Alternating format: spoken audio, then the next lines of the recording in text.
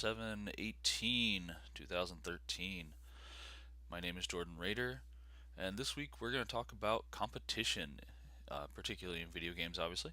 But what a lot of people don't know is that the whole video game era started with Nolan Bushnell all the way back or that's not how it actually started, but the whole, how he got his start anyway, is with arcade machines.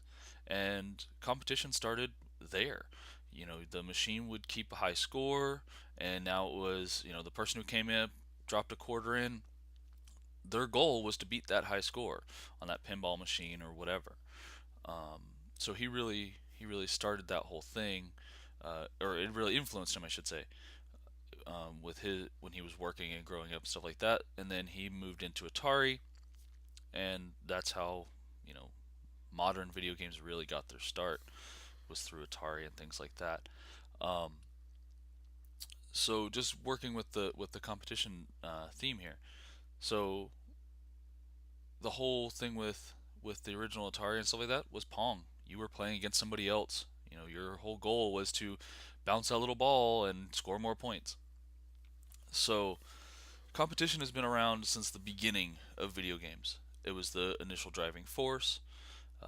You always wanted to beat your friend's high score, or you know, you're playing Area 51 and you got to level 8, and the guy before you got to level 9, so you drop another quarter in so you can beat his levels or whatever, so you can get further.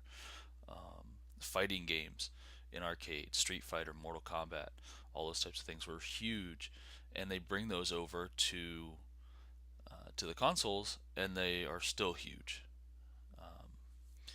So that's sort of how things progressed and kept moving forward with using competition. So then you get into the digital age that we have now, and you've got online multiplayer, you've got MMOs. You still have the consoles with their fighting and things like that. And one of the biggest things on consoles, especially right now, are FPS, and those got their start on PC with Counter Strike. Counter Strike's still around. People still play it because it's different every time. It may be the same map, but it's different every time because you're playing against other people. And that's one of the things that has always been there. Because you're playing against someone else, it adds a huge amount of longevity to the game, because it doesn't matter that you're playing the same character, it doesn't matter that you're using the same skill set. You have to use them in different ways in different situations because you're playing against somebody else, and it's always different. Even in fighting games now, where it's you have people who know all the little button mashes and stuff like that. So somebody will be playing Injustice, brand new game that came out recently. People will be playing Batman in Injustice, and they'll know all of his combos, and they'll know exactly how to do every single thing. But because you're playing Superman, you have a totally different skill set with the same input commands, obviously, but or same input type, I should say. But your play will be different, and now the person who's playing Batman, even if he knows every single thing, will have a different play experience because he's playing against you and because he's playing against Superman. If you were playing Green Lantern, then he'd even still have a different playing experience, because even though he's still playing you, he's fighting against somebody else with a different skill set and things like that. And the map, whatever map you're on, that changes because there's different objects you can pick up and throw, or different environmental hazards or whatever. So all of those little things add to the longevity of the game, which on the surface seems, if you're on the outside just watching it, seems very simple. Okay, it's Batman and Superman punching each other in the face, but there's so much more that goes into it, and you wouldn't have that same level of replayability without the multiplayer. Modern Warfare, Battlefield, all of these games, and even the ones that are totally story driven, that are designed to be player versus environment type games, are still getting into the multiplayer. Mass Effect had a huge multiplayer with Mass Effect 3, and I just drew a complete blank. I'm sorry. There's even multiplayer with Tomb Raider. There we go. Oh, sorry, my brain completely left my head there. So yeah, So even games that are completely story driven are adding multiplayer aspects because they know that it gives longevity to their game. So they can set up, some servers and have people play multiplayer, and they will get longevity out of the game. They will be able to add DLC that, okay, now you get this character skin, or you get this weapon pack, or whatever, to add more versatility and continue the longevity. They get bigger bang for their buck that way, basically. They can do smaller increments and let the players generate the content effectively with competition. So one of the big parts of competition, especially now. So you have the huge console with all the first person shooting stuff that I just talked about, but another huge part of it is MMOs, and there's a huge PvP presence in MMOs. There are MMOs completely dedicated to PvP, which is player versus player, which is direct competition between people. You're on your rogue and they're on their mage, and you fight each other, and whoever wins wins. Um, and then you can fight each other again to see, 2 out of 3 or whatever. Adds longevity to the game because every moment you spend not going through, or sorry, every moment that you spend generating your own content is more time for the developers to create content. And that's the key. That's why games with really good PvP and things like that tend to last longer. WoW is an exception because WoW is just insane. But most games with a really strong PvP presence tend to last longer because they give something for players to do. Now, I'm not saying that you can't have a game with amazing PvE and have longevity. I think that's part of it as well, and I'm getting to that in just a second. But PvP, player versus player, is a huge boon to your game because you don't have to make that content. You make a arena, you make a battleground, or whatever you want to call it, Warzone. I mean, there's lots of different things that they're called between the different games, but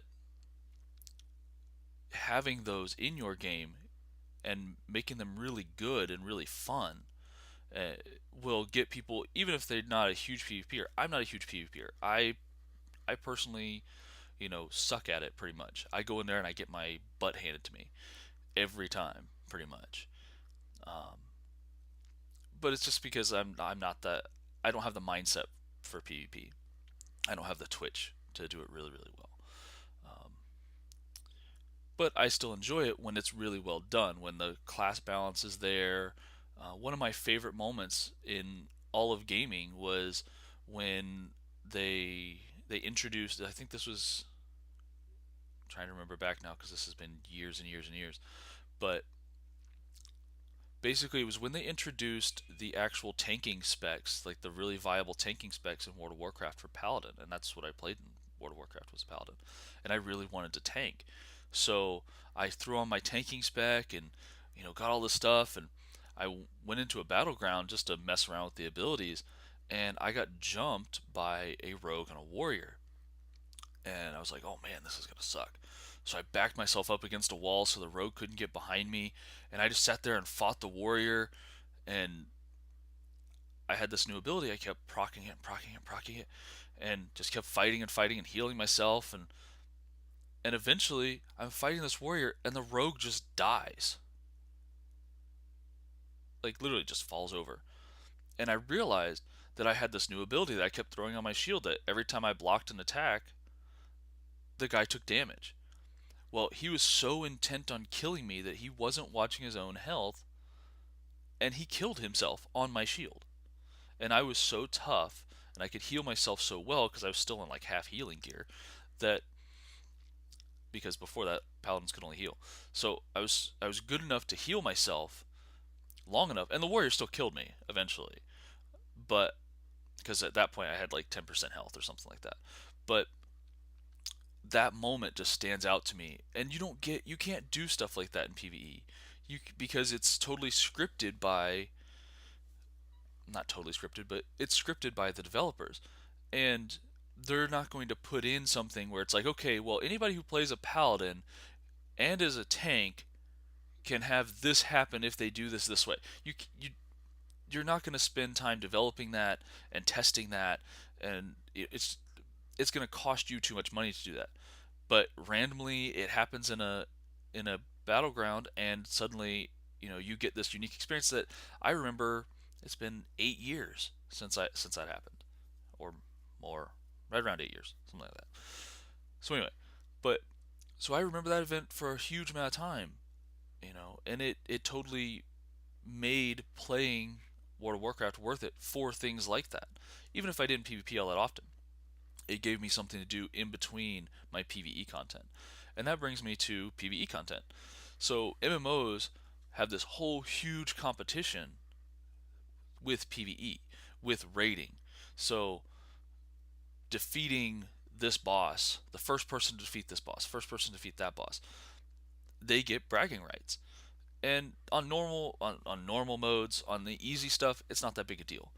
But on the hard stuff, you have world first races, you have this huge thing around it, and the world first guilds have sponsors. Like, it's this huge thing, and you just don't see that in other types of media and stuff like that.